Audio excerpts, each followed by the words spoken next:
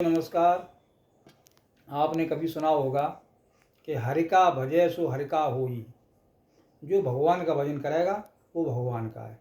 लेकिन अब नहीं, अब इस सरकार में लोग तय करेंगे कि कौन कथा कहेगा, कौन भजन कर सकता है, किसको कथा कहने का अधिकार है और किसको भजन करने का अधिकार है। आप लोगों को जैसी जानकारी मिली होगी, इटावा जिले के अहेरीपुर के पास एक गांव में दो यादव किसी गांव में कथा करने गए थे, तो वहाँ के बहुतायत जात के लोगों ने उनको मारा पीटा और उनसे पूछा कि आप किस जाति के हैं। तो उन्होंने कहा मैं यादव जात से हूँ। तो उनकी चुटिया काटी गई, उन्हें जलील किया गया और उन्हें मार पीट करके लूट पाट करके उनको गांव से भगा दिया। क्यों भगा दिया गया? कि उन्होंने यादव होकर के कथा कही। तो ये धर्म का काम है या अधर्म का काम है? अभी तक तो ये सुनते आए थे कि जो भी भगवान का भजन करता, क्या कबीरदास जी ब्राह्मण थे, क्या नानक जी ब्राह्मण थे, क्या रैदास जी ब्राह्मण थे, क्या दुनिया भारत के इतने बड़े संत और महात्मा हुए हैं, क्या वो सब ब्राह्मण थे? लेकिन नहीं, कहा गया था जो ब्रह्म को जानता है वो ही ब्राह्मण है। लेकिन जो ब्रह्म को आज नहीं जानता है वो भी ब्राह्मण है।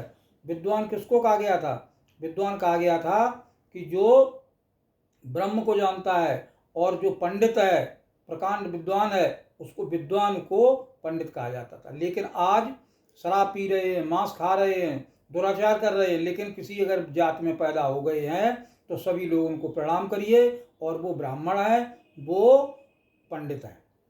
कम से कम 90% आज पोजीशन खराब है।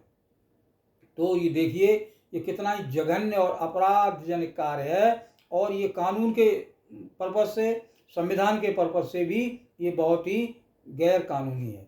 अभी कुछ दिनों पहले एक पटेल जात के लोग को मारा पीटा क्योंकि वो कथा कह रहा था। कभी किसी को मारते हैं, कभी किसी को मारते हैं। कथा कहने का अधिकार, भजन करने का अधिकार केवल एक ही जाति को दिया गया है, ये कहते हैं। तो क्या ये गलत है या सही है? आपको जानना चाहिए, समझना चाहिए कि आज देश किस स्थिति में जा रहा है। ये रिजर्वेशन खत्म होना चाहिए। भगवान के दरवाजे से भी रिजर्वेशन होने लगा है, तो ये लोग क्या करेंगे? इसलिए जागिए, सोचिए, समझिए। कहते हैं कि जातिवाद हटाओ, जातिवाद हटाओ। इस तरह से जातिवाद हटेगी? उस इटावा में जहाँ पर युग पुरुष माननीय मुलायम सिंह जी ने क्रांति करी, लालू जी ने क्रांति करी, काशीराम जी ने जात के विरोध में क्रांति करी, लेकिन ये जातिवाद की गहरी जड़ें जो भरी हुई हैं लगभग 4-5 हजार वर्ष से, जाति नहीं है। कहते हैं जात है कि जाति नहीं है।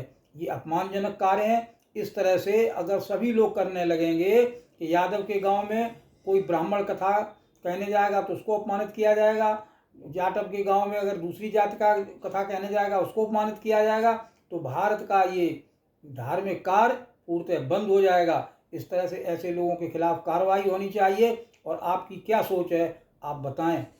धन्यवाद।